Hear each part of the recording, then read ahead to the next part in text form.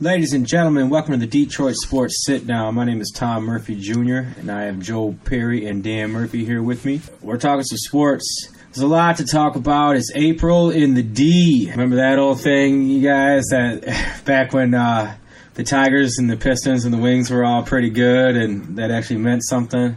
Yeah, when they were all in that weird thing, the playoffs. Playoffs? Yeah, Tigers were expected to be in the playoffs. Yeah, well, we are here. We're back at it. We're back in April in the D. And it's not the same as it was in the past, but they're still playing games. The Pistons might actually make the playoffs, backdooring their way in. We're going to talk a little bit about that. The Tigers off to a little bit of hot start. We're definitely going to talk about that. The Wings. My hockey minute. They're the Red Wings still right now. We're going to talk some Lions.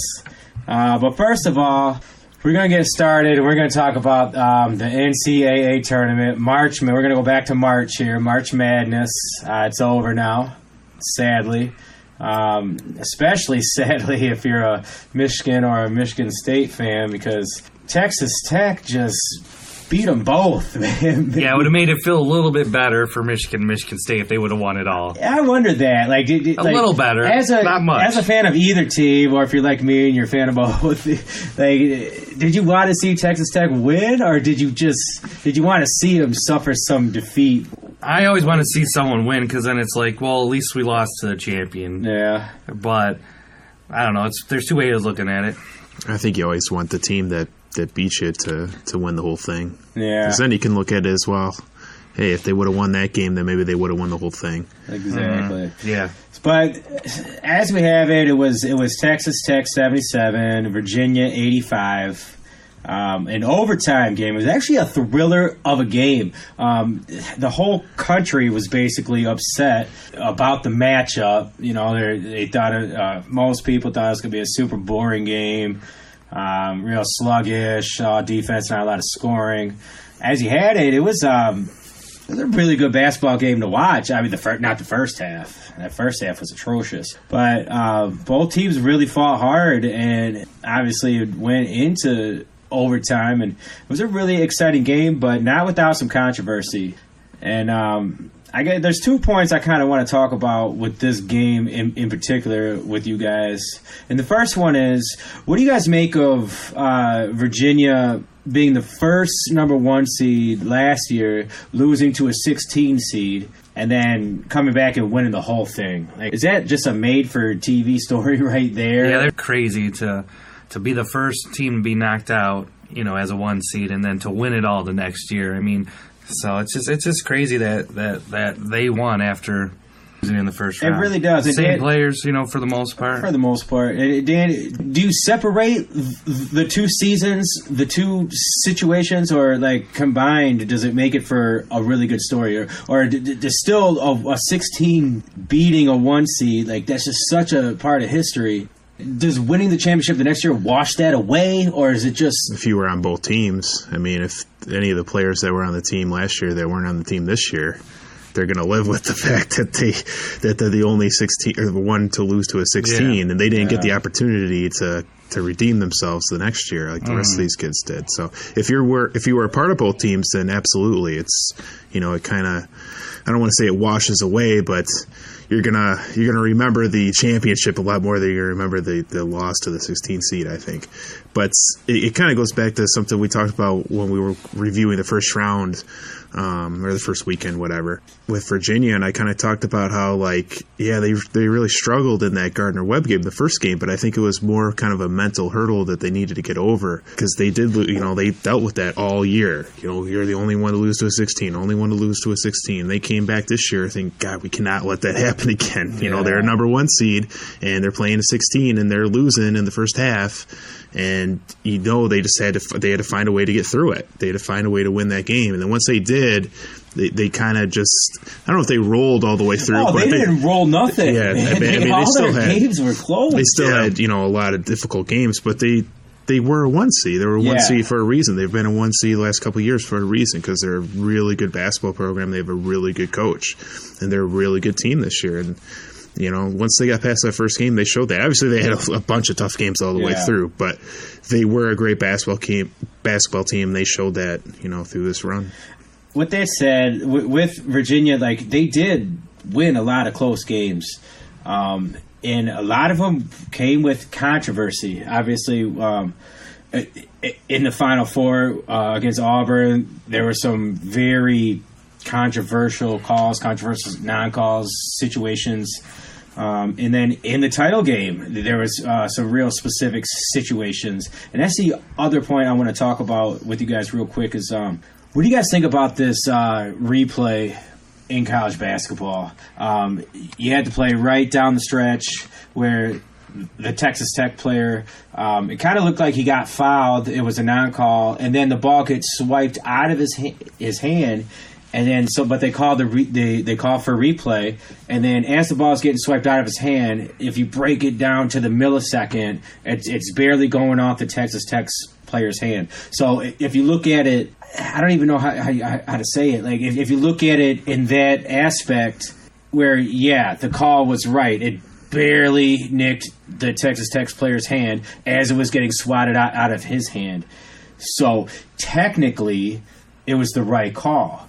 But man, this is basketball. In basketball, anywhere in America, and I've been playing basketball, pickup basketball, high school basketball, whatever, my whole life. Anywhere in America, on any court, anywhere, that ball is out of bounds off of the defensive player's hand. The offensive player is getting that ball back. But now with replay, and the replay is only in the last 2 minutes. Exactly, that's what I was. That was my point. Yeah, it's like all game. It's not going to be like that. It's going to be whatever it looks like at normal speed. But only in the last 2 minutes they're going to break it down, and you can't do that the whole game. You can't break down the whole game and watch every little off everyone's little finger. Yeah. So I agree with you on that. It is dumb that they do it to the millisecond, and like you said, your whole life, everyone's whole life.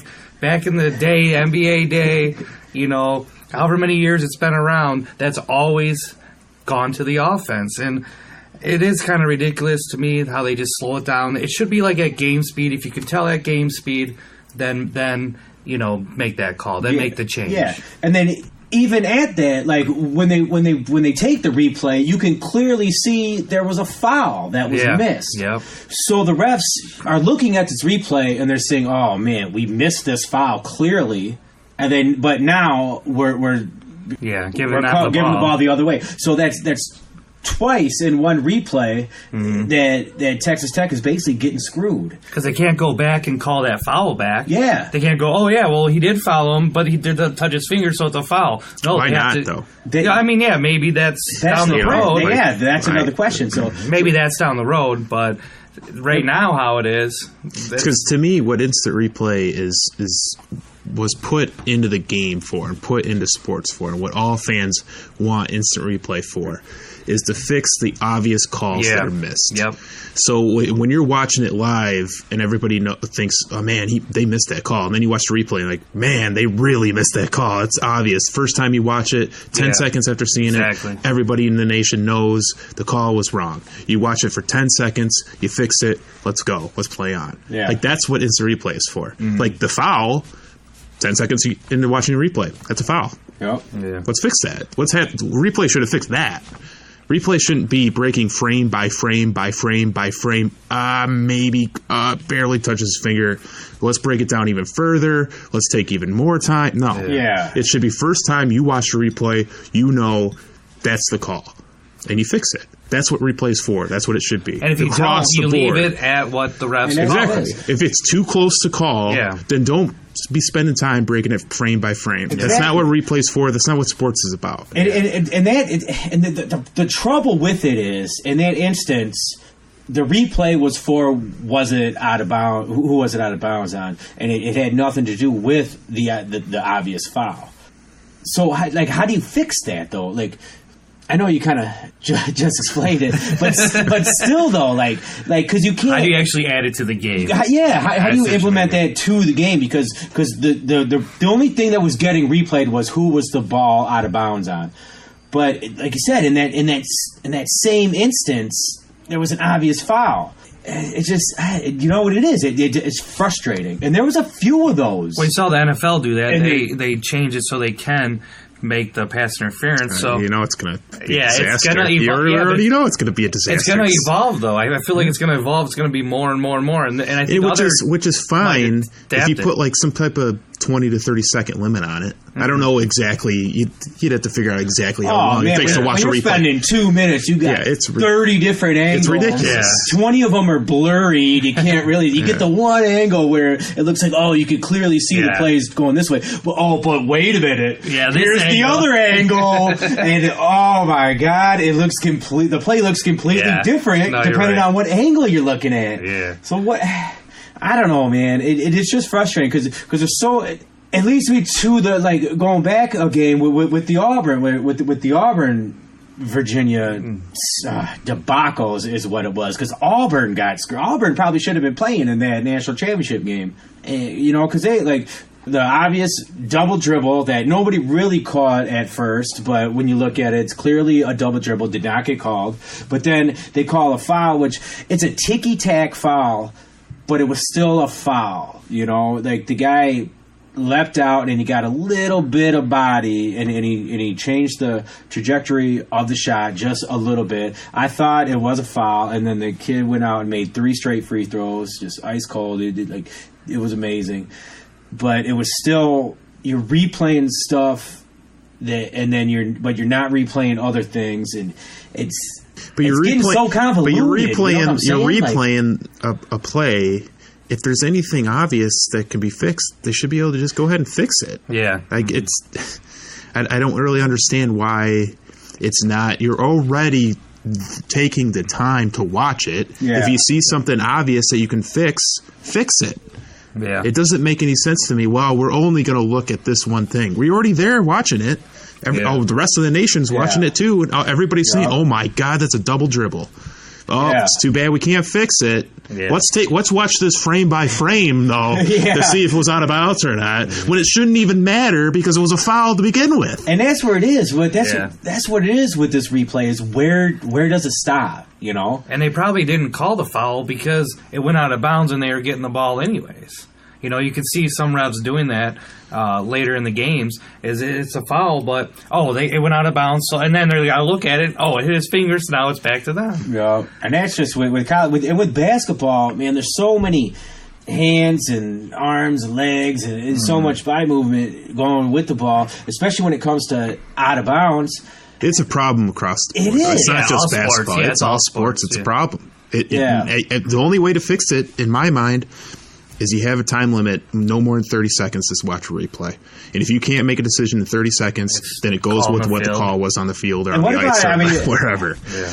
And then we've seen this already, like the eye in the sky, where there's like a referee in the booth, and they can call a challenge. That should be across the board. And I think that if there's...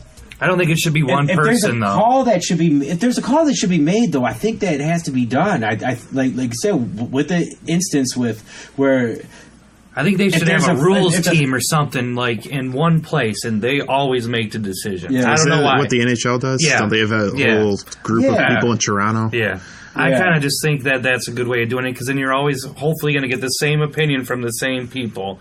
So I kind of think they should do that in all sports, because football would be there might be a lot going on though with all the games. Football's probably the toughest because games are at the same time. Yeah. You can always have. You should have a referee in the booth, and there should be in every sport, I think, where there's someone But I don't like going to one person, because I always feel like that one person. Well, you don't have to have just one person. You could have a team. Yeah, you need some kind of team. 2 people. Look, there's enough money in all these sports, especially when it comes down to the NFL playoffs or the NCAA Final Four. There's plenty of money. You can pay a couple guys, to sit there and watch a screen. So if they go to a replay, especially in the final 2 minutes. And if there's, look, I know you guys are judging where this out of bounds is, but the fact is that there was a foul right before that. If he was not fouled, he probably doesn't get the ball swatted from him anyway. So we're going to go ahead and take it back, and we're going to start the game back up where he was fouled. And we're calling that a foul, and let's move on from there. It almost seems too simple. The next advance of that is, and I know this is just a stretch here, and I know you're already a fan of this, but the next stretch is, like in baseball, just having a computer calling balls and strikes. And that's where how much of it gets into, computers and videos and that's a whole other can of worms that we can open up. But I just want to go back to what you were saying about, just to kind of play devil's advocate about the foul, right? If we do decide to have the foul, like, hey, that you can call anything within a replay. Well, what if the foul is like ticky tack? And maybe it's a foul, maybe it's not. Yeah. And then you're opening up another gray area, in multiple gray areas within one replay, because, well, was it a foul or was it not a foul? Was it, was it ticky tack? Was it not? So we made it sound like, it's pretty easy. Simple. Yeah. But we're not taking into account all the other times where it's not obvious, and that maybe it is and maybe it isn't. It's just difficult. And it bothers me, like, because with so much on the line in this tournament, this NCAA tournament, it seemed like there was just too many close calls, too many replays, too many deciding factors where refs make bad calls or things went to the replay and it just got broken down too much, where the players didn't decide the game all the time, and it seemed like a lot. It broke to me. It breaks up the flow of the game too. Mm-hmm. Yeah, a lot. And it also, teams are getting allowed these extra timeouts basically because the referees are going out to look at replays, and they're allowing the coaches to talk to their teams. Or so it's giving out too. Yeah, well, that too. Yeah. For sure. Yep. All right. I think that's an argument that's never. Well, eventually, I think that's an argument that's just going to continue to evolve. Yeah. Hopefully, these committees, the rules committees and whatnot, they figure it out. I think the NCAA realizes that there were some issues, but I don't trust the NCAA to get anything right. So who knows? Unless it makes some money, then I feel like this tournament left a little bit to be desired because of these situations, but we will see. One thing I want to hit on about this tournament, though, was Saturday, MSU. They seemed like they were the team to beat. They seemed like Tom Izzo was going to march his team through this Final Four and get his second championship. He did not. And they did not look good. Michigan State did not look good. Texas Tech, they basically did what they did to Michigan. They forced you in the bad shots. And then that's why they did. And then you got to make your open shots to beat them. What does this do for Michigan State basketball? What does this do for the beating Duke and getting to the Final Four? This great season that they had, regular season championship, conference tournament championship, beat Duke in the Elite Eight, make it to the Final Four, beat Michigan 3 times in one season. But the main story now that it's all said and done for Michigan State, is Tom Izzo just can't win in the Final Four. They only lost 2 seniors, so they're going to have a very good team next year. So I think that they could go right back to the Final Four. I saw somewhere, I can't remember where it was, but for next season, there's a few of them. They're ranked like second already. 2 early top 25. Michigan and Michigan State are both in the top 5. Yeah. So well, it depends what happens with Michigan. Things changed with Michigan today, man. They're losing 3 players, but maybe. They might not lose any of them. They might lose all of them. Yeah. So both teams are still going to be good, and especially State with only losing the 2 seniors. They're going to have talent coming in. You saw a couple of the freshmen, take big roles this year, so you might have another 1 or 2 next year. Let me ask you this: if Tom Izzo announced that he was retiring tomorrow, where is his legacy at? Is he great? Is he legend? Is he one of the greatest college basketball coaches of all time? No. He's great, but I wouldn't say the greatest of all time or a legend. Does that make sense? I mean, he's up there, but he's not a legend, obviously. Just because he does have that one. But how many Final Fours does he have? You got I think 7 or I was gonna say at least 7. I think he's 3 and 8 Oh, that many? in Final Four games. Final Four I think, games, right? yeah, because he's made it to a few finals. That is a lot of Final Fours. They won the one in 2000. They lost the championship in 2009. What was the third? I thought he made a third championship game. I know it's. I know he's been to 8 Final Fours though, and that in itself is super remarkable. Yeah. like having like there's so I think there's one class of 4-year players in like 25 years or something that didn't make a Final Four. I think there's only one. Like just think about that, man. If you go play for Michigan State and Tom Izzo, most likely you're going to play in a Final Four.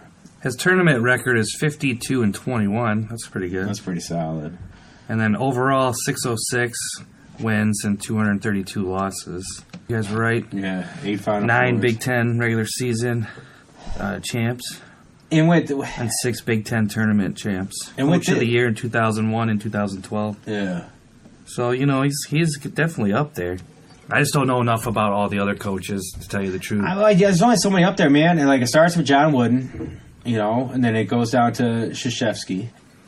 And from there, man, it's like it's a rare era. And then you're talking about some of the other ones. You Knight, right? Bobby Knight. You put Bobby Knight's got but both Knight and Patino have kind of really hurt their legacy, with how they finished up their careers. Mm-hmm.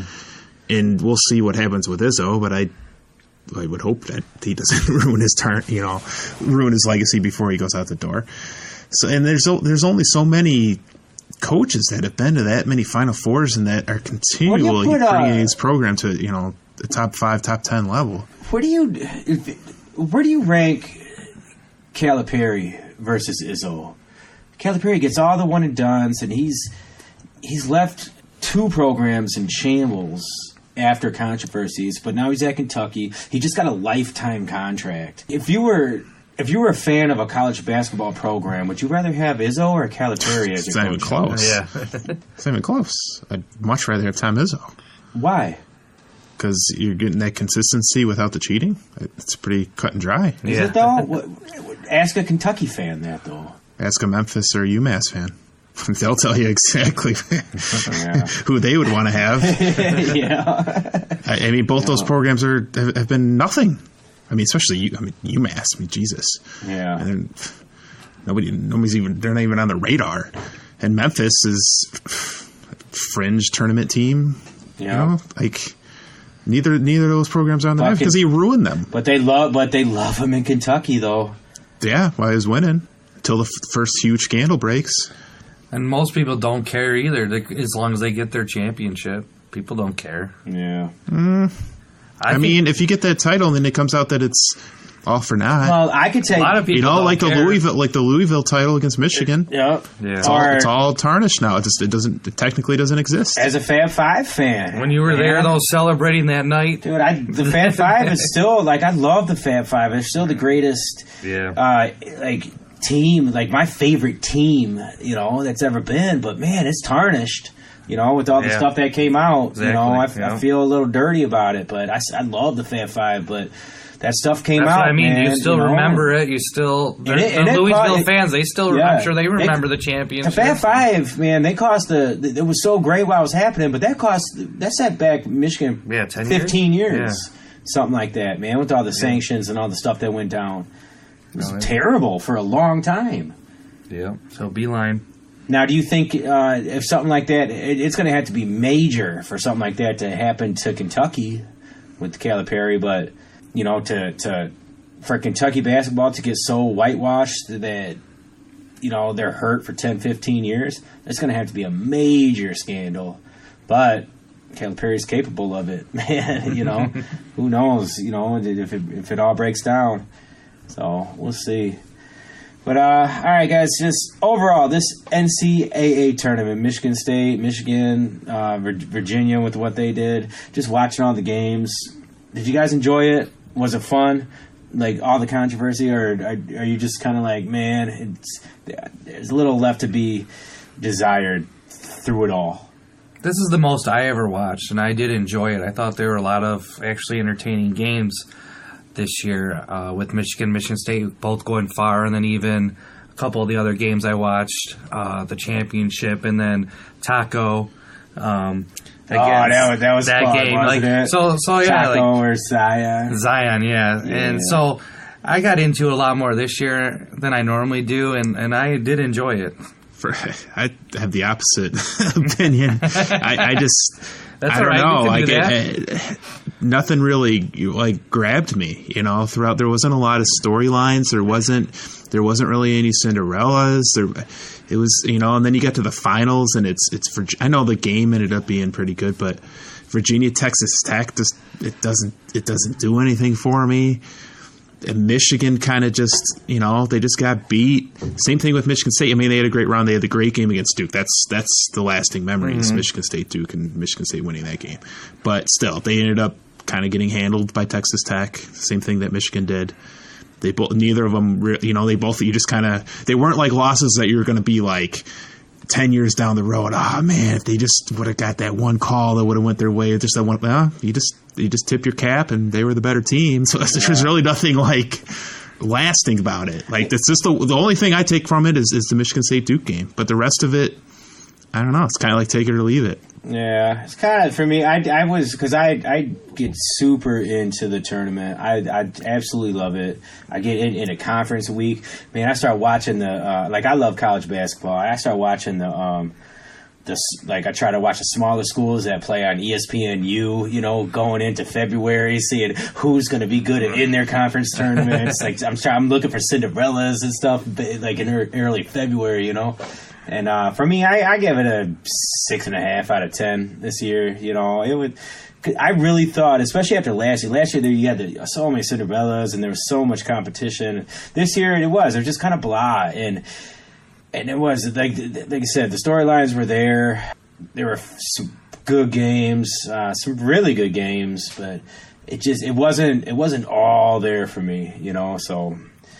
It was good. It's over. I'm not going to remember much about it. I'm going to remember Texas Tech beating both Michigan and Michigan State. Ugh. How annoying was that, They were just a solid really, team. though. They were a solid team. I mean, if the team you root for is going to lose, I'd rather them lose that. But don't you? I just feel like Michigan and Michigan State were better than. I don't think so at all. I think Texas Tech proved that they were better. Yeah, I don't think they were better. They flat out proved they were better in both those games against both those teams. What do you mean? What else? Defensively, offensive. Neither team really hit shots and just took over the game like they probably could have. Well, I mean, no, they couldn't. Obviously, they couldn't. Neither one of them could. Because Texas Tech was the number one defensive team in the country. And they just suffocated them, both teams. Well, Michigan State was in it to the end. I mean, it was tied. They made they made a good comeback. 2 minutes left or something, whatever it was. Mm-hmm.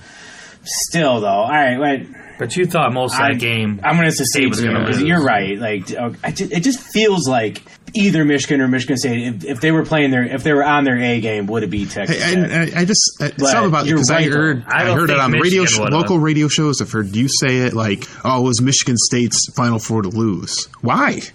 What made them so much better than the other teams that were still in it? Because they were just better. It just seemed like they were better. Why? How?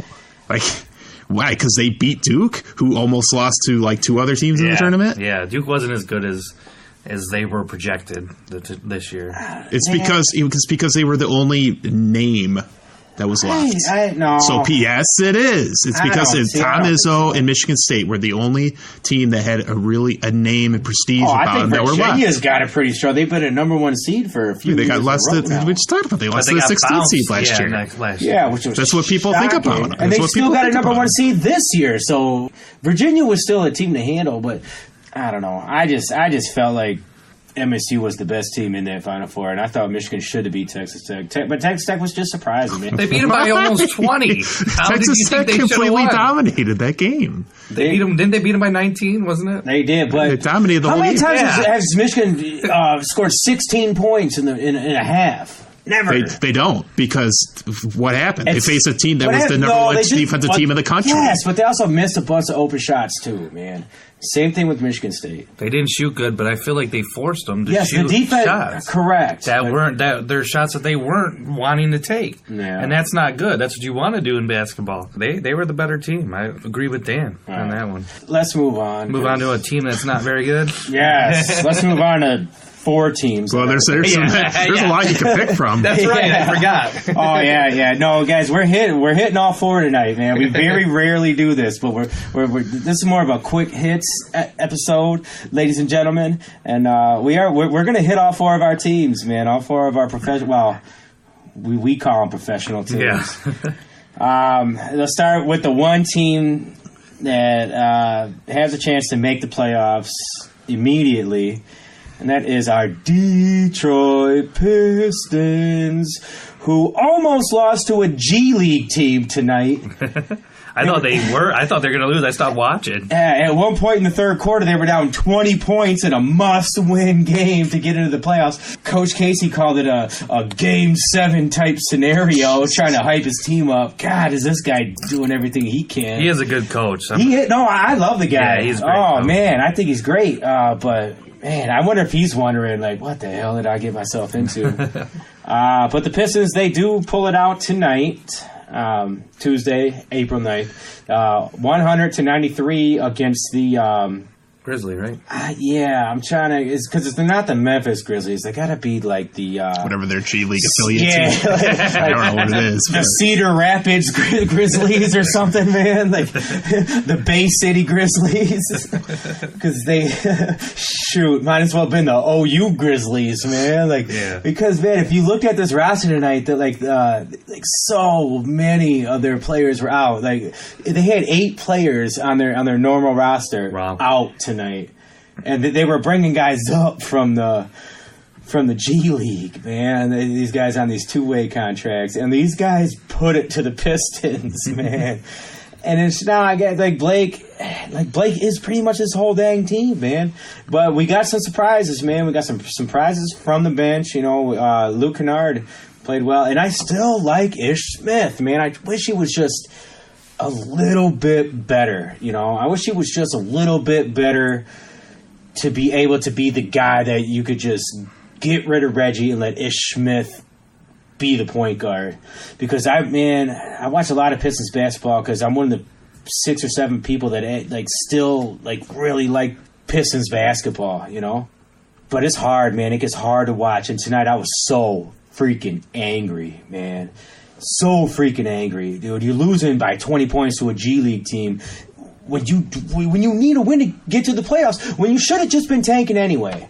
So guys, with these Pistons, what do you guys think about tanking?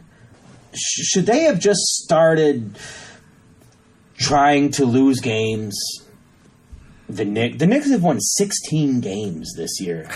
You know, should the Pistons just try to do that for a season and get a number one, get a Zion, you know? If they would have just lost a bunch of games, just not started guys and just, you know, Blake, your knee's a little tweaked. We're going to sit you down for the next 50 games. I think, you know? The trade for Blake hurt them from doing that. I think that's part of the problem, because not only they lost their first-round pick from last year, but Blake, I feel like, is a player that, you know, really wants to win. And, I mean, with Drummond, it seems like it's impossible to win. So, I think the trade for Blake really hurt them from doing that. I think if they would have made that trade, look at what Tobias did. You traded that. Tobias Harris, Avery Bradley, and a first-round pick, man. And Avery Bradley is kind of falling off. You know, he was doing okay, and because now they're just Tobias mediocre. Just became the man. No, he's one of the better players on Philly, who's got superstars on there, and he's playing great. And that first round pick could have been a number of guys who are really doing good this year as rookies. So yeah, that you're right, man. It hurt, but Blake was the best player all year. He's a good player, but now he made the team mediocre. You know, we're not good enough to win a playoff matchup or round. Yeah, that's what but you're not bad enough to lose. You can't trade him because who's going to take that contract? Mm-hmm. And you got Reggie Jackson. So you're triple threat, your trifecta of Reggie, Andre Drummond, and Big Blake. three. Get it right. Yeah, the big three. It's going nowhere, and this is what it is. This team is a mediocre, cap sunk waste of time, and this is coming from a diehard man. I'm at the point where I don't know what to do now, man. And when you do tank, it comes from no player's going to tank. It comes from the GM, where it'd be like, hey, like you said, Blake's hurt. But Blake's not going to do that. He's not going to sit out if he's not hurt or if he can play. You saw today he played even though he's hurt, and then only played 18 minutes. And that's what it is. Like we don't, he's not that type of person. Think about how much wear and tear is on that body, man. Like, what is he? He's been in the league 9, 10 years, something like that. And now, when we need him the most to even make any type of playoff, just scrape into the eighth seed now. You need him, and he can't play because now there's nobody else. You're just going to get probably swept in the first round anyway. And Joe, before we even started doing this podcast, you had a take on Drummond, which is the same take that I've had since I've seen the guy play, man. And in the first half, his lack of effort was the worst. There's one guy on the Grizzly just went right behind him. He didn't even try to stop him. Didn't even try to get in front of him. Faked like he swatted the ball. And I'm watching this. Seriously, this is supposed to be one of our best players on the Pistons. To me, that's what pisses me off the most is lack of effort. Yeah. It's one thing if you're not good. It's another thing if you don't give effort. And you look at his numbers. All right, they got the win, 100-93, and Andre's got 20 points, 17 rebounds. If you just look at that, Andre, 20 points, 17 rebounds, and 100-93 win.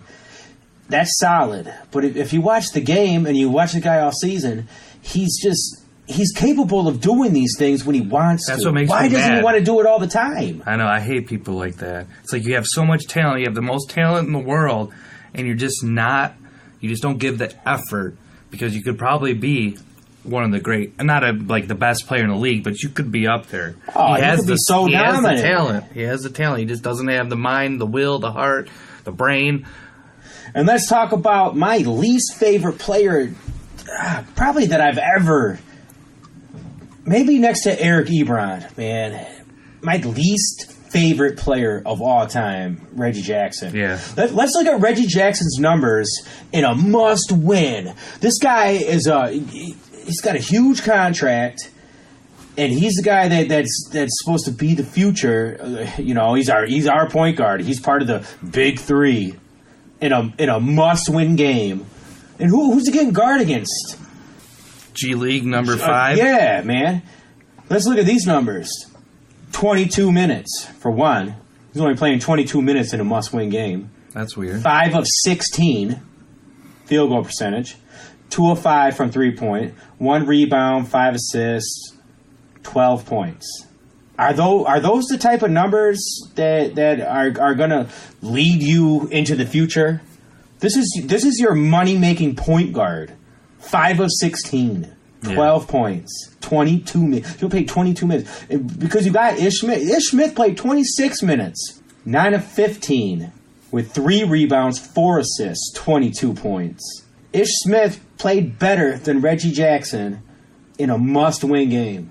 It's just, to me, that's the sign of what this team is. Where are you going? Mm-hmm. What are you doing? There's no future here. And how do you trade? How do you trade a guy like? How do you trade? What GM in the NBA is like? Oh man, yeah, I'm going to give up a first round draft pick for 5 of 16 in a must win play. What you really have to hope for next year, which I hate to say, is you hope someone gets hurt and they can't win, can't make the playoffs, and they might get a lottery pick and get someone who's going to help them, but. I feel like that's the only way.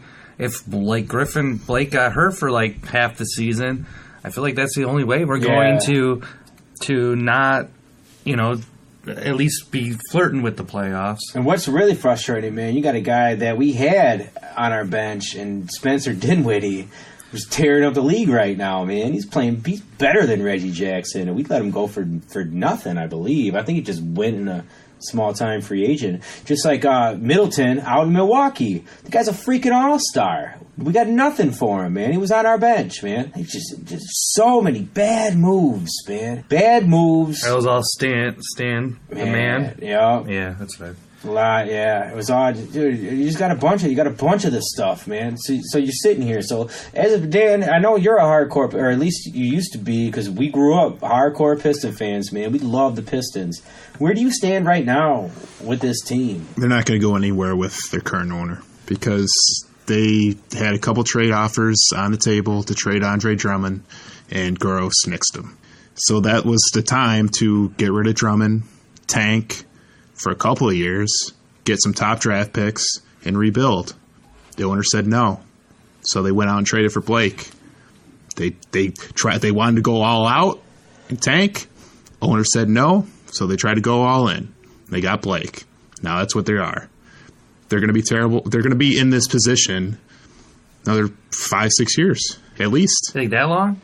Well, I know Blake's is that while, but how long? Things can change. Like, I think Reggie's only got, after this, he's got one more year, I think, on his contract. That's why I said maybe if someone could get... Blake's not going to have a better year than he did this year. Yeah. Oh, yeah, there's no way. True, yeah. You know? Like, he's only going to go down. Maybe he'll get hurt, and then we'll get rid of Reggie, and then we can get a good draft pick or something. Well, if Tom Gores really wants to win, he's just going to have to go over that luxury tax, you know?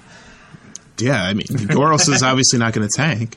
Yeah. He's going to say, there's a big injury. Well, let's trade all our draft picks for the next 8 years. I go get some aging veteran. I hope he doesn't. I think Dwayne Wade's got a little bit more in the tank. Let's get him out of retirement. His ankles are okay, right? Oh, man. I don't know. The guy comes in and watches 5 games a year. Yeah. He doesn't give a shit. He wants a playoff team. He's like, he comes to the game and he acts like a fanboy. You know, it's like, dude, you own the team. Act like you freaking own the team. Yeah. I might not do that. If I owned a team, I might do that. But they play for you. But I'm not a millionaire. They work for you. I'm not a millionaire, though. You own the team. Billionaire. Sorry, billionaire. Yeah, it's 2019, bro. My bad. These are billionaires, man. $1 million. But with this owner, I don't see him going anywhere, and you cannot win consistently with Andre Drummond and Reggie Jackson being focal points of your franchise because they are both mental midgets. When push comes to shove and you need to rely on those guys, they are not going to be there for you. Yeah, Andre Drummond gets snubbed for the All-Star game. Next game he goes 30 points, 20 rebounds because he's pissed off. I know. But hey, must-win game, playing a G League team, neither one of them are there to be found. Andre Drummond puts up the stats. But he ain't making big plays when you need a big play to be made in a big-time game. But he's not there for you. Watch. They're going to make the playoffs. They'll beat the Knicks because the Knicks don't give a damn. They're tanking. Yeah. They'll beat the Knicks. 16 wins. How do you only get 16 wins, man? When you go all in the tank. I can't believe that's all they have. You can do it. Like the Knicks have been tanking for 10 years, though. Well, that's a whole... Talk about bad ownership. Yeah. I mean, that's a whole nother deal. Man, I hope, man. But they'll make the playoffs. But you watch, they'll get swept right out of town. Drummond will be nowhere to be found. Reggie will be jacking up threes from the 5th row. It's going to be a disaster. It's going to be embarrassing. But really, I don't even want him to make the playoffs because it's going to be embarrassing on a national stage. Giannis will probably just let Middleton be the MVP just because that's his whole team. And take the first round off. Hey, 2 weeks off. Rest up. Something that you said, Dan, though, about not being able to win with those players, but it is hard also to win, like you said, with an owner who's nixing stuff that's not a basketball guy. Yeah. He's not a basketball guy. He likes Andre Drummond. You can't run a basketball team like it's a business, man. Like, he's not running it like a business. He's running it like a fan. Yeah. He's not running it like a basketball person should. Yeah. I got the same problem with the Tigers, man. Because Illich is running it like a business. Yeah, well, I think it's two different it's two bad situations that are different. They're different. They're different ways. Illich is running it in a way as like, part of business that doesn't care about the winning and losing. Doesn't care. He's not a fan. He's not interested in a fan's perspective. You know what, Dan? And that's a great transition to get into the Tigers here on our quick hits episode, because that is a great transition, because Gores is like, oh, you can't trade Drummond. He's my buddy. Yeah. You know? Yeah. So he's not going nowhere. Yeah. But I want to make the playoffs. So he's running the team like an uneducated fan. Where I think Chris Illich over here is like, I watched my dad just pump money into this organization and not win a ring. I'm not doing that. This is now a business, and we are slashing. We are slashing prices. You know, just like they did. Like he's giving out $5 pizzas. He's putting out $5 players. You know, like you want to watch some baseball? $5 tickets. You know, like are they playing like $5 players though? No, they're not. Well, they did today. Other than Zimmerman fell back to earth, but yes, let's transition to these Tigers and the fact that it seems like the ownership did do that. Where is this a rebuild, or did the Tigers just change philosophy? Where we're not all in now. We're doing this to sell pizzas now. We're not doing this to win a ring. We're doing this to sell pizzas. But the start kind of is getting the Tigers fans' hopes up. So how weird is this situation with the Tigers going into the season thinking, man, these guys are not going to be no good. And then they come out the season and the pitching actually looks pretty good. It's fool's gold for sure. Yeah. As much as I want to get myself excited, I figured this next 6-game stretch where they're playing the Indians and the Twins back to back is going to tell a lot. And the first game was not very good evidence of them continuing this stretch. You get a home run. You get a home run. Everybody's hitting home runs, man. So was Zimmerman, man? You like. Is this what you get out of Zimmerman, man? He looks great one day, then he just gets smoked. Well, he did 2 good ones and then 1 bad one. So if you can do that the whole year, that's not too bad. 2 good, 1 bad. Yeah. But I'd like Dan said, I think it is a little bit of false gold. But the pitching has looked really well. And I watched on Sunday in that Tyson Ross, his ball, he had a lot of movement. He was getting guys off of balance. He had a nice curveball. He only threw like 91, but he was keeping guys off of balance, and his curveball went like 2 feet. Yeah, and he's someone I didn't really know much about because I didn't really study the Tigers this year, so it looks like he's a solid pitcher. But you can one game look awesome, and the next game 162 of them. Water always comes to its level. Yeah. But then, I mean, like I said, if they could just be competitive. And starting off 7-3 helps, at least gives you a little bit longer in terms of being competitive. It allows you a little wiggle room to have a bad stretch if you have a bad stretch. But man, seeing today was just kind of like a wake up call, I think, to everybody. Like this, the guy that's supposed to be the ace, the Zimmerman, who pitched really well in the first 2 games. So maybe. But it was. I mean, but still only 1 game. It's like, it's kind of windy out there. And the one home run that went to left field, I think that one kind of carried. But the ones that went to right, the wind didn't have nothing to do with those. Man, those were just. It's like watching. One of my favorite movies, Major League. Oh, it's too high. It's too high. Just a bit outside. Yeah, what do you mean too high? It goes 520 feet, man. Too high, too far. Who gives a damn? It's gone. Yeah, but no, it was, man, because I was actually I was in the car, so I was driving, listening to it, and it's like, oh, gee, and that one. That was gold. Oh, it's gone.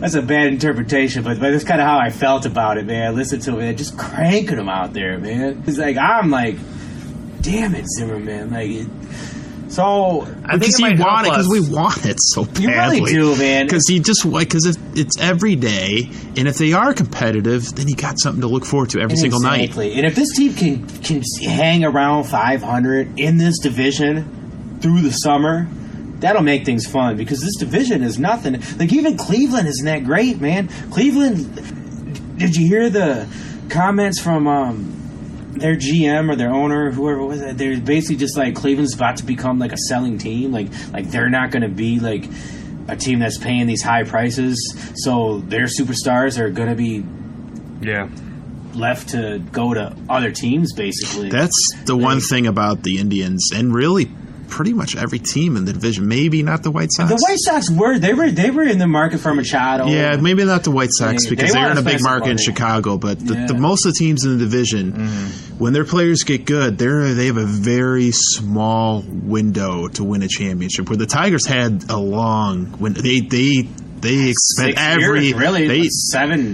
They went as far as they possibly could with it. From 2006, really, till up until Verlander's first year, his rookie year, till the time he got traded. It's like the Verlander era. Verlander window. Yeah, really. And that's the nice thing about the Tigers. So that's what I'm saying. Like, the when the Tigers do Miggy era, I would think, right? Like, well, they were good. They went to the World's because Miggy wasn't on the 2006 team. Yeah. So it starts with Verlander and ends with Verlander. Yeah.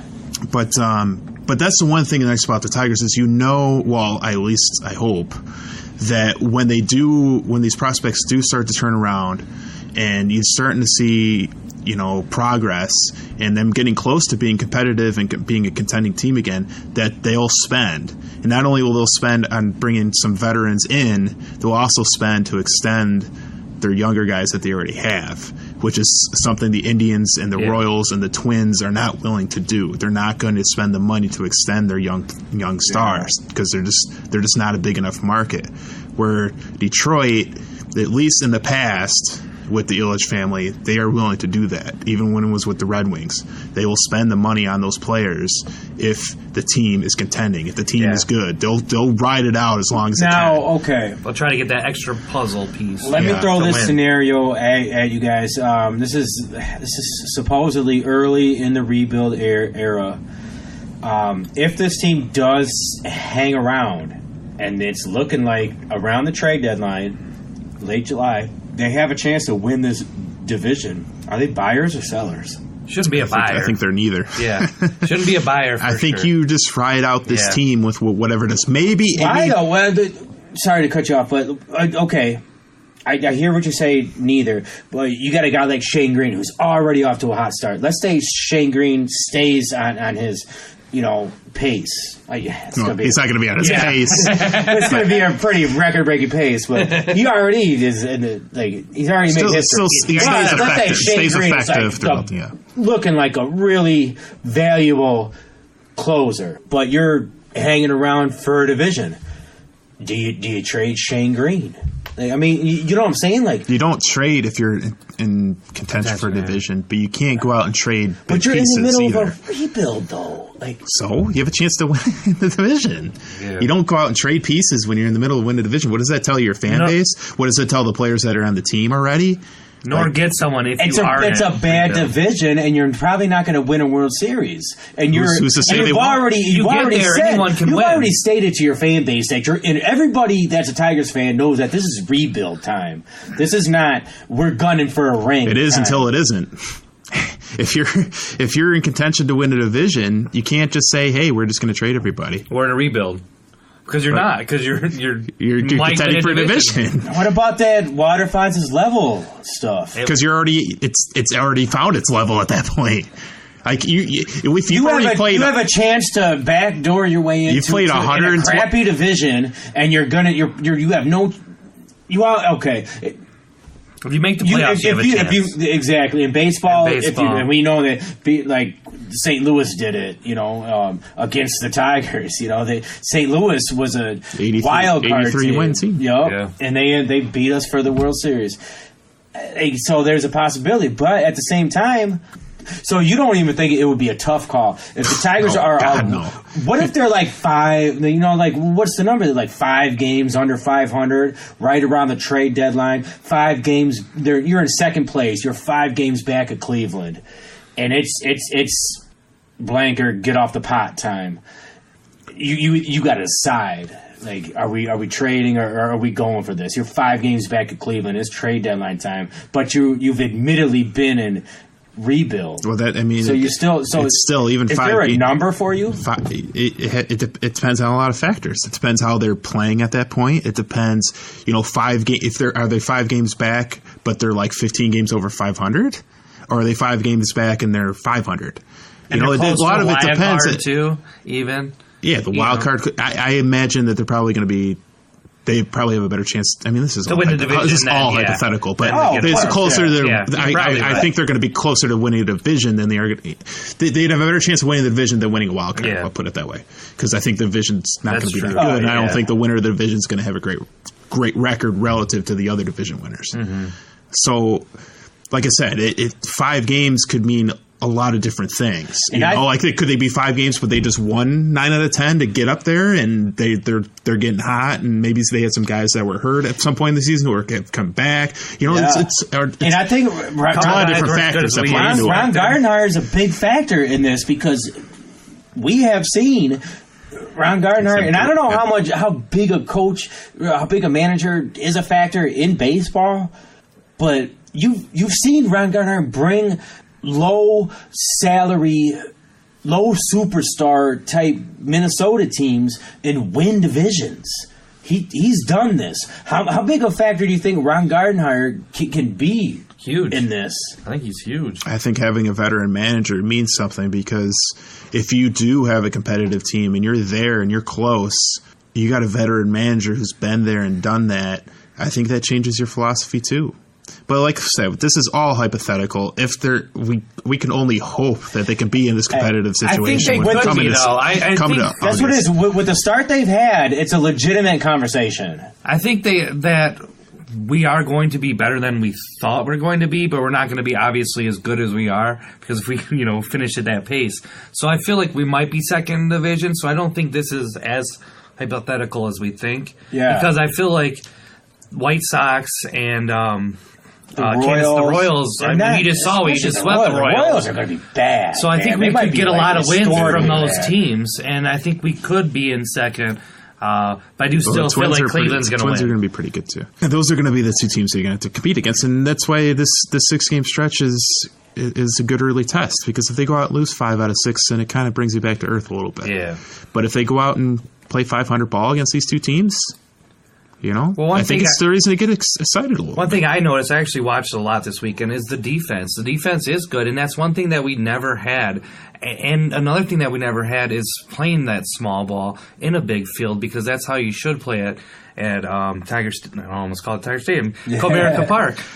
So I think those factors will help us in being second in division. I just don't see us winning it. Yeah, I do like Mercer and Harrison at shortstop and second base. They played together for the last 7 years in Pittsburgh. To get them both here, I mean, they're not hitting the cover off the ball or anything, but that's not what they're here for. They're here to play defense and have solid veteran leadership, and they're giving that. They're giving that solid defense up the middle, which is what they need. I hate the fact that Mikey Matuk's playing center field still. Yeah. He's absolutely atrocious, both in the field and at the plate. Yeah, that's rough. Like, you think... well, there might be a guy that can bring up. There is. Well, it's going to be Daz Cameron, but the I wish I would have looked this up before the podcast. Maybe I don't know if you can look it up real quick, but I don't know how long they have to keep him in the minors before they can bring him up, and they lose that service time. So, like, I hate the way Major League Baseball does this. It's like from being team control. Yeah, you get an extra year of team control if he's in the minors for a certain amount of time. Yeah, and it's ridiculous. Like, he's the best center fielder in the organization right now. He should be playing center field, but they're going to keep him in the minors so they can have longer team control. Like, it's ridiculous. Like, he's a better baseball player than Mikey Matuk. To me, it's not even close. At least, if anything else, he's going to be better defensively. You can trust him in center field. Well, they did. Well, and it's the injury to Jacoby Jones really hurt. I don't know. I don't think Jaquay Jones is even that much better of a hitter than Matuk is. He's at least a better center fielder, though. He's not going to be out too much longer. He's already in his rehab assignment right now, so he'll be up pretty soon. But it's not like a big upgrade. And plus you want to see, I don't know, you just want to see Daz Cameron because you get excited. He's going to be one of the. Speaking of excited, man, I know he's not hitting great, but man, how about Christian Stewart, man? You heard a lot about him last year. You were getting excited. We were getting excited about him. You can hit. Well, I think he's only hitting I think he's hitting 200, around 200. Yeah, a little. But man, the guy, big, with his clutch time, man, this guy's already, he ruined Toronto's opening day. Which was awesome.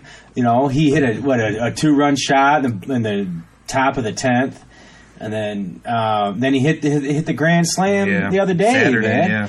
Hey, that's big time stuff there, man. Like when you're hitting big hits, what do they say? Big time players do big time things in big time moments. That's fun to see. I hope he kind of starts to level out himself and get up around 250 to 275 at least. But with him hitting those clutch hits, man, that's fun to see. He came up again later in that game with bases loaded.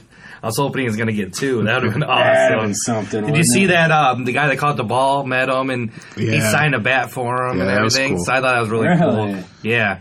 Yeah, he gave the ball back and he gave him a signed bat. Wow! So they showed that on the actual broadcast. So yeah, that's cool that for a fan to do that, to not only give the ball back and then also for a player to reward him. Say, hey, yeah, you did catch. Here's the bat that I hit it with. That's something we get off topic with. What if you caught? What if you caught such and such a ball? Would you give I don't know, like Barry Bonds' home run, that was so special? Or would you have given that ball back? Or would you have sold it? That's a topic for another day, but that's a cool thing though, man. Because for Christian Stewart, man, that ball means a lot to him, and for a fan, it's just you catching the ball. So the autographed bat is probably just as cool, It would be for me. Like I said, it's quick hits. Let's slip on down to these Red Wings. Because, Joe, the Red Wing minute. I get my 1 minute Red Wings. Because we're going to talk about the Lions for way too long, so I want to skip ahead to the Wings. So it does suck. The Wings did get the 6th pick overall. Let's break this down real quick, man. Yeah, I'll go real quick. I'll give our Red Wing minute. Yeah. So it's the Red Wing minute. So we were 4th worst in the league, and we ended up getting the 6th pick. So they could have been as bad as 2 or 3, right? Though if they didn't go on that stupid winning streak. Yeah, they had a winning streak, 8 of the 9 before the last game. They won 8 of 9, but they were playing really good hockey. A couple things I really liked this year that surprised me was Aspasiu. I kind of thought he was going to be more of a Draper type player. He really stepped up this year. They moved him to center late in the year, and he actually played better. He scored just under 30 goals. So I always thought he was going to be kind of just like a guy that was a miss that we thought was going to be. He's really stepped up, especially playing speed, center. And he's starting to find that.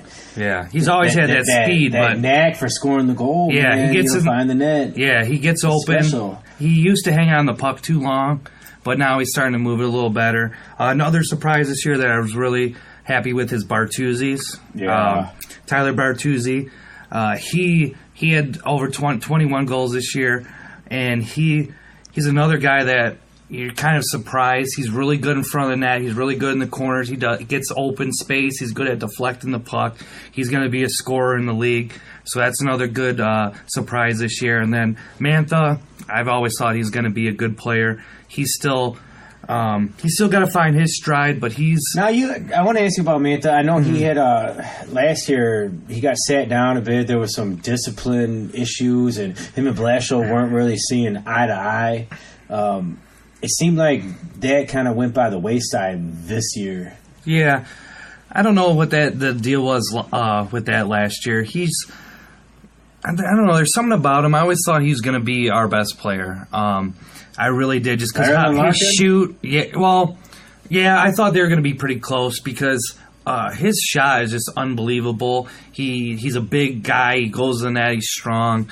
So Mantha, I always thought was going to be the top player. But with Larkin scoring over 30 goals this year, that's a huge number to surpass. So he's improved every year, and he's another guy. He could maybe be a 50-goal scorer because he's one of the fastest guys in the NHL. Yeah. So now, how annoyed are you that they did go on that winning streak, or actually, do you like it because I listened to Coach Blashill in an interview, and the guys asked him. I was listening to, I think it was Stoney and Jamie, and they were asking. I think it was Stoney who asked him, and he was like, you got the fan base basically wants to know, like, shouldn't you just be tanking, like, or what do you think about tanking, and why, with really nothing to play for and only the future to gain, why wouldn't you just like sit down these guys, or because they're all young, like, and that's the thing. Yeah, and that's the question. And I think he answered it great, man. Like, to paraphrase him, he's like, man, like, we're out here to win. Yeah, we're not like, the future's the future. Wherever we get a draft pick, we get it. Obviously, I understand where people are coming from, where the better odds you get for a pick, the better. But you saw what happened. I mean, we were fourth and we got sixth, so it can go the opposite way. Like, we're not going to go out here and lose games. And for this young team, especially this young nucleus, they're to go out there and just start winning and learning how to win in the NHL. Like, I was all for it. I was all for how Coach Blashill answered the question, and I was all for him. I was all for this is a young team. Go out and win, especially in hockey, man. Like, look at what Edmonton, because they tanked. They've been tanking. They got Connor McDavid, and they tanked for him, and they're not in the playoffs this year, and the guy wants to trade now. Mm-hmm. So you can't predict the future on that, and for these guys to start finding their way to win. Yeah, well, I was fine with it myself. It was good seeing the young guys, especially that top line with Bartuzzi, Mantha, and Larkin. They went on a scoring streak. Bartuzzi actually set a record, and the names that he's up there with is unbelievable. He had 4 straight games with at least 3 points, and not many guys have done that, actually, believe it or not. So, that stretch of those 8 out of 9, that line was unbelievable. They all had 10 points. I mean, to see those guys in that line to step up and to do what they did during that stretch, that's what I like to see. Yeah. Dan, where are you at with the Wings, with the tanking versus going on a win streak at the end of a season when they're already pretty much out of contention? Well, at the end of the day, there's a lottery, so it really didn't matter that much. If they had actually beaten Buffalo, they would have swapped spots. They would have had the second pick overall. If they would have lost one game against New Jersey, they would have the first overall pick. So you can look at it several different ways. But at the end of the day, it really didn't matter. They could have fallen all over the place. I know. What are you asking? They lost their last game they lost to Buffalo in their last game. Yeah, if they had actually beaten Buffalo, they would have gotten the number 2 pick.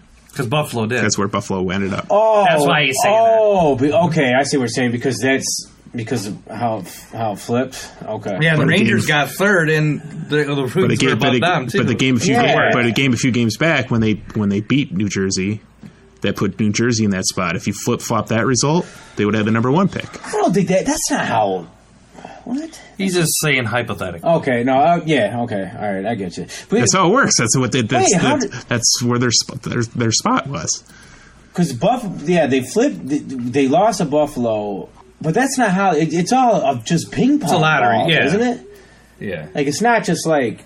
He's just saying if the Wings had that, they could have got that pick. Because it's only really technically like a 1% difference from. I guess I don't know how it works, because I'm just envisioning how, like, the end. You guys know how the NBA Well, it shows. thing. It's just a bunch of, you just get a bunch of ping pong balls, like, and then whatever ping pong ball gets pulled out, you just get. Don't you just get more chances to win? Is the NHL lottery the same as the NBA lottery? So yeah, it is pretty much the same. With the first pick, they have like an 18.5% of getting the first, which was the Avalanche, and they ended up getting fourth pick. LA was second; they had 13.5 chance. So it's basically the same as the NBA. The worse you are, the better odds you are to get first. The point of the whole thing. Yeah, I didn't mean to throw you off topic. Yeah, because I want to know your thought on tanking versus young guys winning at the end. In what people might consider meaningless games. The point of the whole thing is that the Red Wings, it really didn't matter.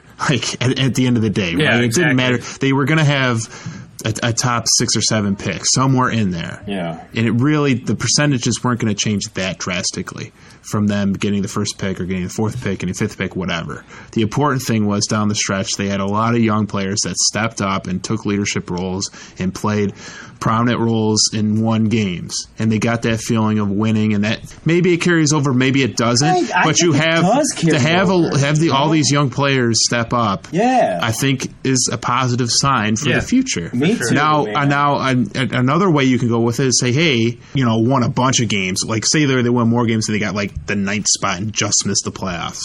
Well, yeah, like the Pistons, right? They have a 1% chance. Yeah, like you either really want to tank, or you either really want to be really bad, or you want to be, really good. You want to be one or the other. You don't want to be in purgatory like the Pistons. The Red Wings were bad, and they still got 6th pick. Like that's still going to be it's still going to be a good hockey player. But they showed some promise, man, and they see that's what you want. I think there's a huge difference. They got a good pick, and young players progress. That's what you want. There's a huge difference between the Wings and the Pistons right now because the Wings actually have a future. Yeah, they have young talent. They have a salary cap they can work with. They have and in hockey, look, man, in hockey, Joe, how many rounds are in hockey? How many rounds? What? I'm trash. It's a lot closer to baseball than it is to the NBA. I know that. Yeah. Because in the NHL, you got a farm system, and you got all that. In the NBA, look. In the NBA draft, there's 7 to 10 people that can change your franchise. Are they going to be the top 5 to 7 people? Probably not, but most likely. In the NHL, you got your first 2 draft picks. Everybody's talking about the first 2 guys. Who we got? Jack. It was. I can't think of the name. Lose for Hughes. Jack Hughes. Lose for Hughes, and then the other guy, he's out of Russia or something. Yeah, like that. He's a foreign guy. Europe, yeah. I don't know much about him. Those are the 2 generational talents, Hughes actually plays here in right around the corner. And, he plays in the USA. Yeah, the USA team, the national team, Plymouth. Yeah. All right, but still in hockey, man, you got the rounds go on, and your guys. What was Pavel Datsyuk? What did he draft in the 5th round? Yeah, I think Sederberg was 4th. I think he was 6th, but they were late round picks. But that wasn't when many people went to Russia and scouted. That's true. The Wings were. Really, a little bit more with Datsyuk. A little bit more with Datsyuk and but. Still, though, what I'm saying is you have a lot better chance in hockey of getting a superstar that just develops out in later rounds. Yeah. In the NBA, so tanking in hockey doesn't make nearly as much sense as it does in the NBA, because in the NBA, you tank for that 1, 2, or 3 guy. You're not... And sometimes they don't even pan. How many number 1 draft picks have become busts in the NBA? Mm-hmm. I mean, we can talk for days about Darko and the guys that were picked behind him. Man, a guy who just retired. Shout out to Dwayne Wade. Dwayne Wade got picked after Darko. Hey man, how does that hit you right in your stomach, man? As a Piston fan. However, so I mean, what I'm saying have a is bright future for sure. That's what I'm saying, man. I think there's more of a. I'm with you, Dan, on the argument that I'm okay. I'm a lot more okay with the Wings not tanking than I am with the Pistons not tanking. Even though I didn't want to see the Pistons tank, especially that first Sunday game against Toronto. Even though Kawhi wasn't playing, man, that place was packed. I was there. They won in overtime, and it was just such a huge game, man. And then you felt the Piston basketball energy, man, and it was good, you know. But then you see how this team is. They're just stuck in this purgatory where right now with these wings, man, I think there's a future here, man. And especially with the way they did kind of cap off that you know, winning 8 of 9, man. And you're seeing the young guys really start playing. Yeah, I like that number one line. I really do. So I'm cool with it, man. We just need defense. Yeah. We need defense badly. That's our biggest problem for the Red Wings. Ever since, you know, Lindstrom and Snyder and whoever else, all those that era. Ever since that era, we've not been able to recover with defense, and that's what I want in this draft is defense. Big, tough defenseman. Last topic with the Wings. This is Steve Yzerman coming home. That's always a big thing. And then is Chris Ilitch, you know, is he going to handle the Tigers the same way he's going to handle the Wings? How are the Wings ever going to get sold? No. Are we okay with Chris Ilitch owning both of these super important teams? And do you think they will get sold at all, or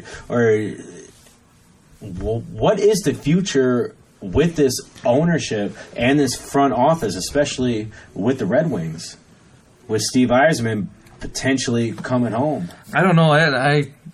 I don't know if he's going to come or not. I my heart says yes, but my head says no. So I'm constantly fighting myself. Why wouldn't he? I don't. Yeah, I mean, I hope he does. I really want him to, and it sounds like he could with kind of stepping away a little bit from Tampa. But I mean, I didn't think Harbaugh was going to come here. I don't know, man. There's no reason for him to step away from the Tampa Bay Lightning. He already did. There was no reason for him to step away from the Tampa Bay Lightning, to come home to spend time with his family in Detroit, unless the plans were for him to take over in Detroit.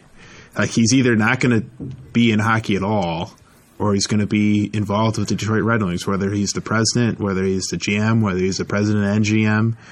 He's going to be involved with the Detroit Red Wings. The Rangers, there's rumors that the Rangers, and you know, the New York Rangers, they got money, and they want to give him the power. There's rumors they're going to come after him. Yeah.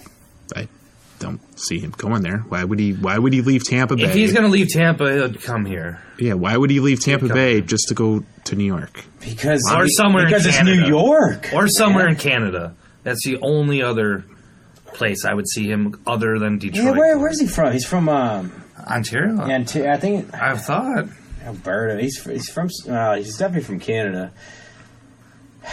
That's the only other. British Columbia, maybe. I don't know. I could throw out gay. He's my favorite player of all time, and I don't remember where he's from. Well, I type in Steve, and he's the first one that popped up. I'm surprised. You know, I just did not. Well, you should probably look up a lot of hockey stuff. Maybe that's why. Google knows you, man. I think he might be from British Columbia. Yeah, British Columbia. Yep. So I don't know where that is on the map. You know, though, man. That's on the west. Oh, okay, yeah, way on the west side. Yeah. So Vancouver, maybe. New York, though, man, dude. If the New York Rangers are coming, but he hasn't lived out there in decades, man. Like, this is where he lives. He lives in the Detroit area, man. Well, he's got some roots in Canada. I mean, obviously, the family, but I mean, he was the lead guy of the Team Canada, you know, with the Olympics and all that. Yeah. So, you know, he's got some Canada. But I mean, exactly though, man. The guy is a Detroit Red Wing legend. Mm-hmm. What better story to tell than him coming home and leading them back to greatness as the president, you know, as the GM, as the head guy in charge, you know, bringing the Red Wings back to greatness just like he did, you know, and then, you know, bringing cups back to Detroit. Like, you're right, though. I mean, anybody could, but man, why? Like, that's my thing, man. How did he even get to Tampa Bay? How was he not? Like, I know he was Ken Holland. Like, but Man. That was when Ken Holland was still doing good. Oh, that's when there was no salary cap. And They won a cup and away with the salary cap. That's why Yzerman left. Because he knew he wasn't going to be able to overtake Ken Holland, and Ken Holland wasn't retiring anytime soon. Mm-hmm. So that's why he left. No, did they? I didn't think Ken Holland won a cup. Yeah, the salary cap came in like 03 or 04. That's why they had the lockout. Oh, yes. And then they got rid of all those contracts. Like, Ken Holland did an amazing job to rebuild that roster. I wouldn't even say rebuild it, just to keep the roster strong without and be able to get the team under the cap. I just feel like he's a little too old, and he's still going back in the he's day. got The his little rumors guys too, that man. pass the puck, but now it's like Who just everybody got the- passes the puck. Who just got the team? Seattle, I think, man. There's rumors that he's going to go start an expansion team out west. Man. I think he'll stay here even if they fire him. Well, They'll be like, well, I'm going to sleep in the basement. Well, yeah, one of those. Yeah, like there's. Well, I don't think they're going to. There's a Yeah. See, what I think is going to happen. Eisman's going to come in and run it. I think and Eisman's he's going to be in a position. Yeah. No, Yeah. well, I think Yzerman's going to come in and be the team president next year. And Ken Holland will be the GM. And then when Ken Holland's done, when his contract's up, they'll part ways. And maybe Ken Holland retires, or maybe he goes out west, or maybe he goes to another team. But I think that's how it goes down. Like, I think they work together for a year, have a good transition. Ken Holland's contract ends. Ken Holland moves on. And it's Yzerman's team. We're going to find out because I guess Eisman's his actual contract with Tampa Bay is up in a few days, man. I think I think there's gonna be some big news, man. And if it's Eisman's coming home, my God, they're gonna give him a parade. They're gonna give him a we just won the cup type parade just for coming home, probably, man. And what a morale boost that would be for the Red Wings. Mm-hmm. But what if he just like he comes and what if tarnishes his name? Yeah, man. That's I was just gonna say something like Dumars. Like Dumars, Dumars is still a legend here, and Dumars was the leader with the 04 Pistons. Yeah, but they won. But things kind of went to hell, man. But they still won a championship. They would just got run out of straight? town a little bit, man. He made some bad trades and bad moves, and he was let go, And what if Yzerman's kind of like, why ruin my legacy in Detroit, He's not. that I already have. But he's not gonna built ruin his Tampa up. legacy. Yeah, he look at what Tampa is. Look what the Canadian team was. Those are teams that Everything he ran. touches turns to gold, man. And even if he wasn't successful as a GM, maybe for a year or two would be a little rocky. But I think the same thing with Joe Dumars. When Joe Dumars comes back, he's going to be beloved. People don't look at him like, screw that guy. He made some terrible trades. Darko. He made some terrible trades. But think about all the great trades he did make to make the 04 team. They went to 6 straight Eastern Conference Finals. If you're a Pistons fan, man, he's a part. Team is in your heart. He's an integral part of all 3 Detroit Pistons championships. Oh, big time. He's the only guy that could defend Jordan, dude. Dumars. But you're right. But there is some smear on his name a little bit. But yeah, so I'm just throwing that out there, and it's kind of a stupid thing. But it's something to think. I mean, it's a little something. And so you wonder, like, what is on his mind? What is on Eisman's mind? Like, what do you think he wants? Yeah, I don't know. I mean, like you said, everything he has touched, he has turned to gold. So, if he comes here, I expect him to do a good job, and I don't feel like he... It's just a weird situation with him and Holland, though, because Holland doesn't seem like Holland wants to leave. No, he doesn't. He doesn't want to leave. And he knows that screaming, man. He knows that everybody wants Yzer. Yeah. Yeah. Unless he gets this new gig, man. That'd be a good gig for Holland, I think. Go run an expansion team. All right, real quick, guys. We got to hit all 4 teams. Our beloved Lions. I got just one question. One question? With these guys, man. What do we do with this draft pick? Trade up to get somebody? Trade down to get more picks? Or just stay at number 8 and get the best player available? I think you always try to trade back if you can. If your player isn't there that you want 100%. So I don't really know who's on their draft board and who is number 1. I do like the one defensive lineman. Martez Sweat. Yeah. That's my dude. Yeah, I do That's like my Sweat. dude. That's what I want. Man. So, I figured that's who you wanted. Get the quarter. Get to the quarterback. Because there's nothing better than, you want to win at the line, so you want the best defensive tackle or, defensive lineman that you can get. So that's probably the only player I really would see moving up for. But you might not even have to move up for him. I mean, if he comes to you, you definitely take him, but you don't try to move up. You want as many draft picks as you can get. Up. You do not. If you're the Lions right now, you do not move up. No, I agree with you on that. What's your thoughts, Dan? No, I agree with both you guys. I don't think they should trade up for. There isn't any reason to trade up. God, no. I think they've already been. The stories are that they really want to trade back. Yeah, that's what I'm saying. I'm all about that. Just keep adding more picks, man. Just keep adding more picks. Add more depth. Add, maybe hit on one or two of them, and they become impact players for you. But more than anything, you just keep adding more and more depth. Yeah. So, if they did trade back, and because one scenario was at tight end, T.J. Hawkinson out of Iowa, could you see him trading back and then drafting a tight end in the first round? It makes it a little bit more tolerable, I guess. If you're able to trade back, maybe get an extra second round pick. I think you can accept that a little bit more if you're trading back in like the teens and you take a tight end, then you still got 2 more picks in the second round.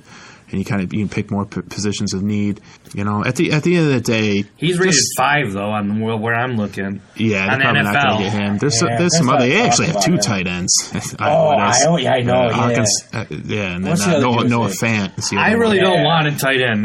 I'm not going to lie. First round, no matter what the deal is. I was wanting to see. That's the thing. I don't. I'm here to talk about tight ends, man. It's like we got Jesse James. We've tried it twice and it has not worked for us. Oh, tight end. I would just break. Do not want unless this guy's the new Gronk, man. I want a lineman or a linebacker. Yeah, that's what I want. Allen. I don't think we're gonna get him. Obviously, he's probably. That might be another guy that we could move up for that I wouldn't be too upset about. Yeah, it depends on what you got to do. When you depends move what up you into give the up. top 5, you got to give up your so much in the future. I know. It's not worth it. It probably wouldn't be worth it. Not when you're sitting at 8. You're going to get a good player at 8. They're not going to trade up. That's not even in conversation. Those are just they're either the going to two save their players. pick or they're going to trade back. That's the only They two really players. want to trade back. Unless it was some and you never see this. I don't even know who to what name to throw out, but a legit player, like the Lions get a legit player and they trade up somehow and then trade multiple draft picks back somehow. I don't even know. There's no foreseeable way I could see them trading up that makes sense, unless they got some type of impact now. That's not only the pick, but another player that's going to start. Not even Kyle Murray. Oh my God! If they traded up for a quarterback, I would just quit watching football. I think. No, you wouldn't. I don't know. You would probably say that night, but I'd lose my mind, man. That's for sure. Dan, what's your main position of need right now? The Lions have a few positions. What do you think their position of need in the first round is? Really anything from the front 7 and the offensive line. Really. Anybody on the 53, man. Really. It doesn't. Anybody but a tight end, all right? That's what I care about. Well, yeah, I'm not saying quarterback. I'm not saying running back. I'm not saying wide receivers. I'm not saying secondary. Positions. You want inside. Yeah. Offensive line. I want them to Trenches. I want them to be able to run the football. I want them to be able to stop the run. I want to be able to rush the passer. So anything that can answer those 3. I'll be happy. You're probably not going to do. I can't see him going offensive line right now. You got to. Man, you just lost T.J. Lang. Yeah, but that's a guard, man. Who knows how long Wagner's going to be? Hanging around. He's always beat up. Been drafting linemen in the first round for too long now. For too long. It's not. Man. You keep building, man. You keep building until you got that offensive line that can carry you. Build those trenches, man. You build the trenches. I know. Believe me, I hear you. I guess it just comes down to So it'd probably be best player available that's inside the trenches. Is that? Yeah, I would count the linebackers too, and that can even be more of an edge rusher too. Yeah. Like it might not be a traditional like a run stopper, but somebody who can rush the passer. Yeah, like to me that's because that's what they want to be. They want to be able to run the football. They want to be able to stop the run, and you're going to have to be able to rush the passer. I would love a superstar linebacker. Yeah, me too.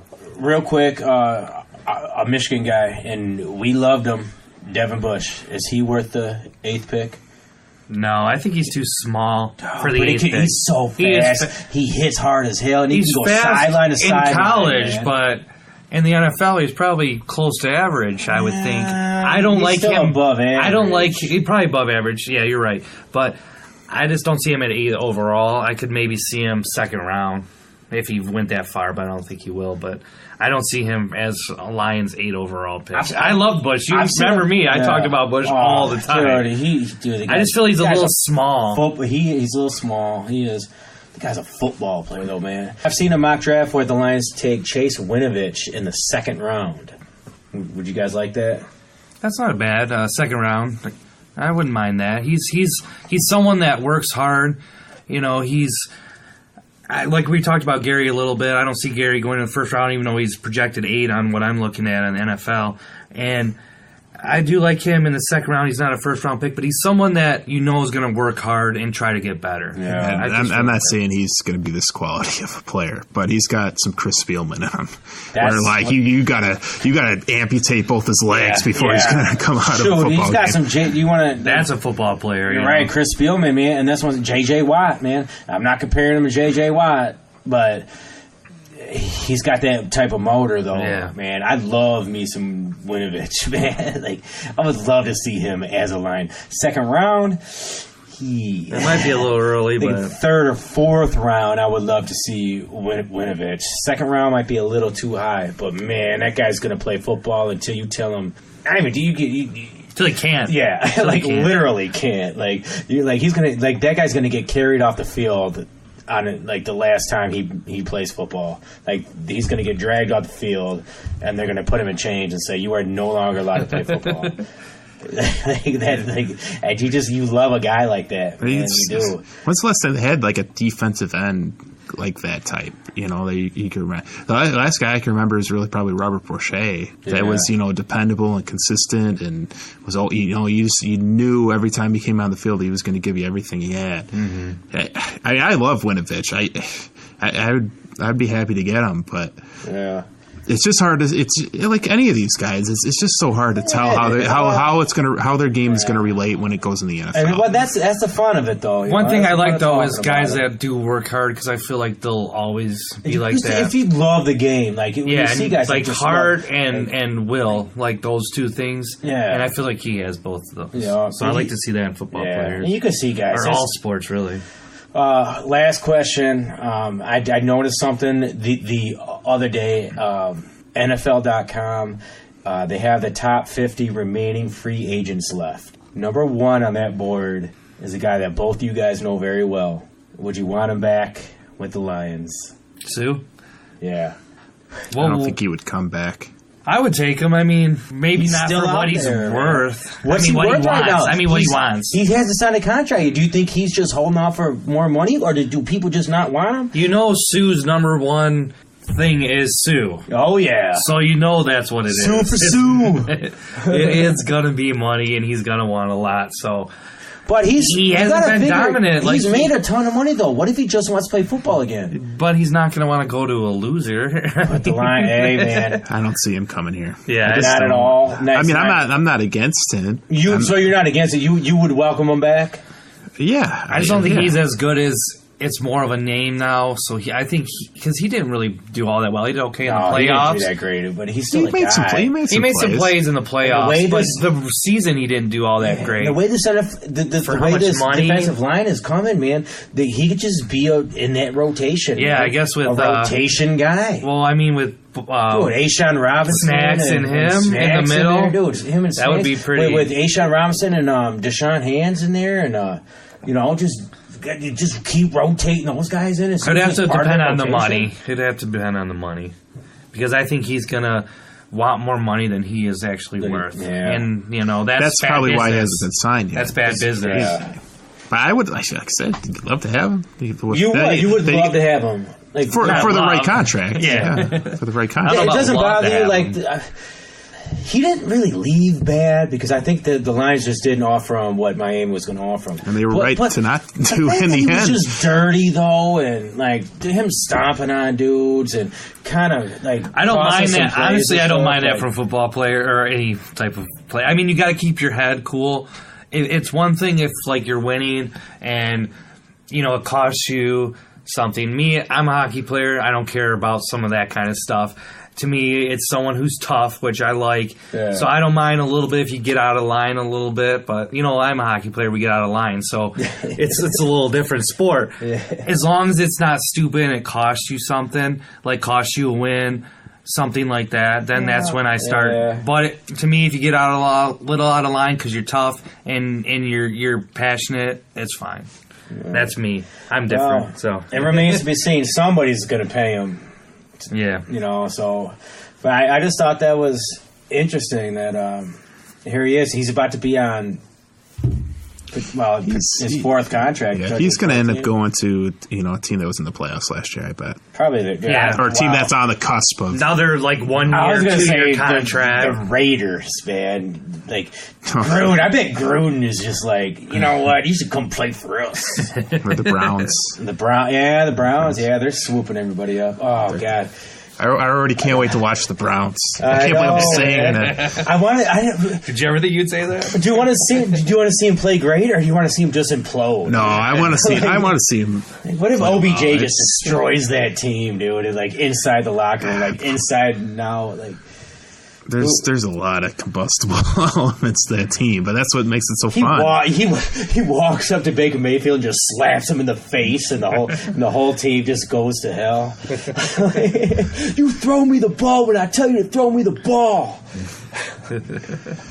He couldn't do that to Eli. Eli's got 2 rings. Yeah. He could do that to Baker. He'd back smack him with his 2 rings. Like, what the hell? But man, we'll see. Oh my God, you guys got me excited about football, man. Still a ways away, Tom. Hey, spring game, Michigan spring game, Yeah, Saturday. Well, they're calling it the spring game. It's not really I thought it already had. Didn't it already happen? No, it's this Saturday. Oh, but they're not televising it. It's not televised, but Yeah.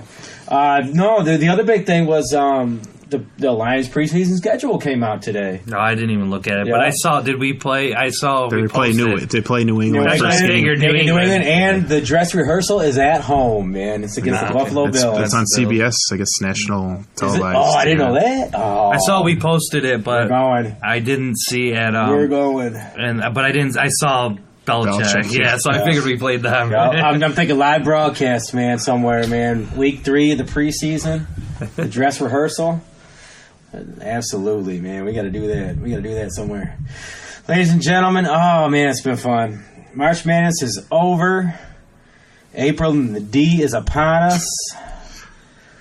It's probably not going to last long. Well, the Wings are already out of April in the D. The Pistons probably won't be in there much Not longer. much longer. The Tigers, hey, man. Second place. What are we? Second place? First place? Second place? Something. Yeah, they're in the mix. What to say. We're in there, man. We're in the mix, man. There's about 150 something to go, but we're in the mix, man. Hey, they're 1/16 of the way. Yeah. You see, it's like one game in football.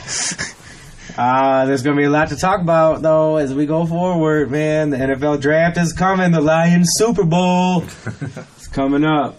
So, ladies and gentlemen, we will be back. We'll be back soon. Peace.